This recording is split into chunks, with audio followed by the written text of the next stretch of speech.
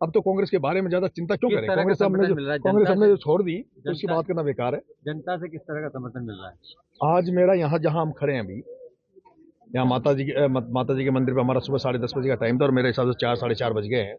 सुबह हम देलवार महाराज के फिक्स 8 9 बजे हम पहुंच गए थे वहाँ टाइम पर।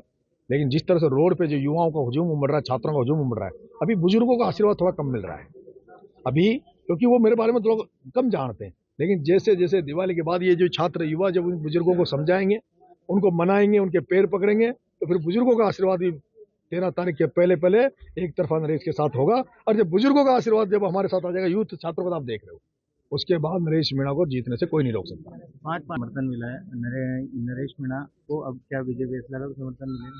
मैं तो विजय बेसला जी यही निवेदन करना चाहूंगा आपके माध्यम से कि भाई साहब, ये बीजेपी कांग्रेस कभी आपको मौका नहीं देगी।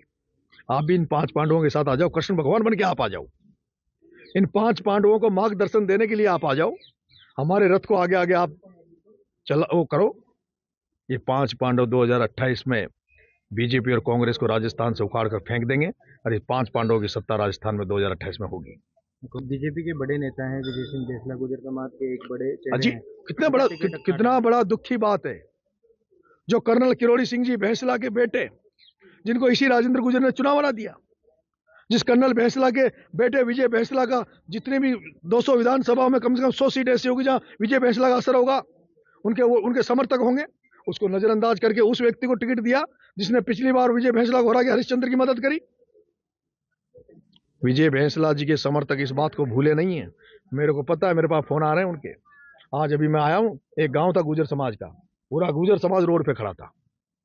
मैंने कहा राजेंद्र जी भी आपके समाज गुजर समाज से, मैंने उनको कहा भाई नरेश तो मीणा है लेकिन नरेश को आप गुजर भी कह सकते हो। जिस तरह से मैं सचिन पायलट साहब के साथ खड़ा रहा, जिस तरह से मैं प्रहलाद जी गुंजल साहब के साथ खड़ा रहा, और यह आज का दिन नहीं है। मैंने राजस्थान विश्वविद्यालय की राजनीति करी, उसमें भी आबा गुजर, अतर सिंह जी गुजर, मेरे वहां गांव में आप पता करोगे तो एक गुजर पटेल है हमारे, पन्नालाल जी पटेल, उनको हमने ओबीसी की सीट पर पहला सरपंच बनाया, ओबीसी की सीट पर अटरू तहसील में।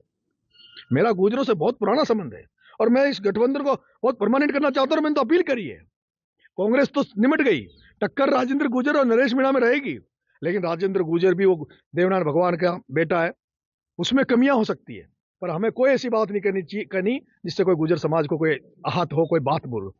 वो जीते हम जीते, मैं तो गुजर समाज के युवा साथियों से और मीणा समाज के युवा साथियों से यही कहना चाहूंगा कि मैंने बहुत मेहनत करी है गुजर मीणा को जोड़ने में, इस मेहनत को तोड़ने मत देना। मैं चुनाव हार जाऊंगा कोई परवाह नहीं पड़ती, कोई फर्क नहीं पड़ता कौन वोट देगा कौन नहीं देगा। हम इस सामाजिक सद्भाव को बनाए रखेंगे, अंतिम समय तक बनाए रखेंगे, और एक दिन ऐसा आएगा जब ये गुजर मीणाओं की जोड़ी ही राजस्थान की राजनीति में नया परिदृश्य बनाएगी। कांग्रेस ने बड़ा आरोप लगाया कि ये नरेश मीणा बीजेपी की बी टीम है।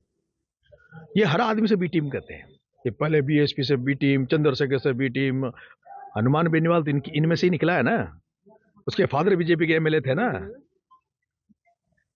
बी टीम तो, ये बात तो दुख तो कांग्रेस को होना चाहिए, दुकान तो बंद कांग्रेसियों की हो रही है, ये तो खुश हो रहे हैं अभी तो कि नरेश मीणा खड़ा है, अभी से कहने लगेगा बी टीम, मतलब सलट गई फाइल, आ गई टेंशन में। अभी तो इनको खुश होना चाहिए था बीजेपी वालों को कि चलो नरेश मीणा आया है, और अगर ये वो कह रहे हैं कि नरेश मीणा बी टीम है, इसका मतलब कि बीजेपी वाले भी आज ही टेंशन में आ गए हैं, और अभी तो बहुत दिन है।